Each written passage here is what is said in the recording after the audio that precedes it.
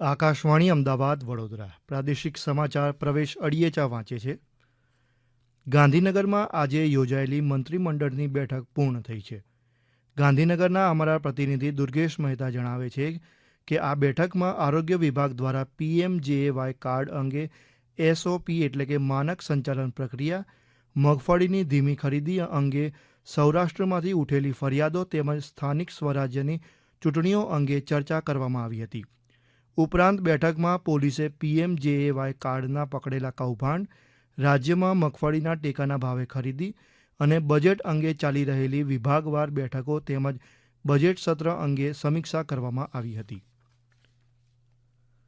અમદાવાદ શહેરમાં જીવલેણ અકસ્માતની ઘટનામાં નોંધપાત્ર ઘટાડો થયો હોવાનું ગૃહ રાજ્યમંત્રી હર્ષ સંઘવીએ જણાવ્યું છે.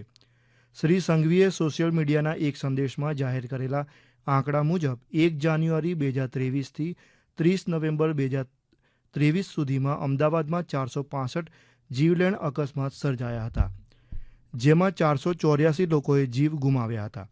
જ્યારે આ વર્ષે આ જ સમયગાળામાં શહેરમાં 25% ઘટાડો થતાં 348 અકસ્માત સર્જાયા હતા, જેમાં 363 લોકોએ મોત નીપજ્યા છે. આ અંગે ગૃહ રાજ્યમંત્રી હર્ષ સંઘવીએ વધુ માહિતી આપી હતી.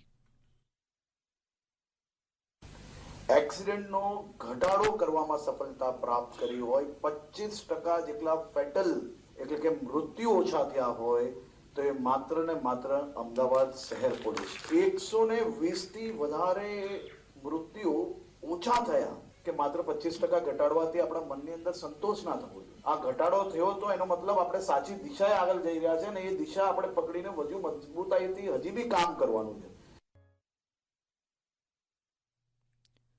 મોરબી જિલ્લાના હળવદ તાલુકામાં મોડી રાત્રે ખાનગી બસ પલટી જતાં બસમાં સવાર 56 મુસાફરોમાંથી 9 લોકો ઈજાગ્રસ્ત થયા હતા.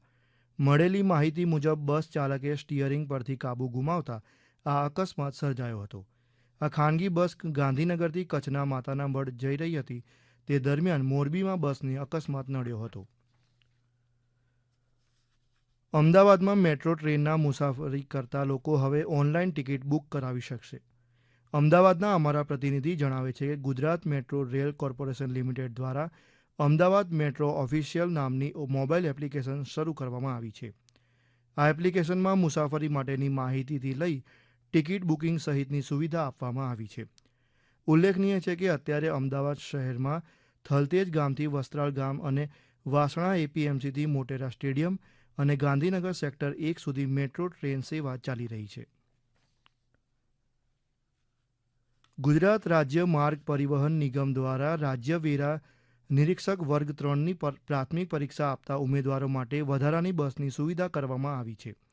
સત્તાવાર યાદી મુજબ રાજ્યના તમામ જિલ્લાઓમાં 754 પેટા કેન્દ્ર ખાતે આગામી 22મી ડિસેમ્બરે રાજ્ય વેરા નિરીક્ષકની પરીક્ષા યોજાશે. તે દિવસે પરીક્ષાર્થીઓને અગ્રિમતા આપવા ST નિગમ દ્વારા તમામ ડેપોને વિશેષ સૂચના આપવામાં આવી છે. આ સમાચાર આપ આકાશવાણીના અમદાવાદ વડોદરા કેન્દ્ર પરથી સાંભળી રહ્યા છો. આ સમાચાર આપ અમારી YouTube channel AIR news Gujarat પર પણ સાંભળી શકો છો. વધુ સમાચાર માટે આપ અમારી વેબસાઇટ newsonair.gov.in/ગુજરાતી અને અમારા X હેન્ડલ AIR_news_ ને ફોલો કરશો.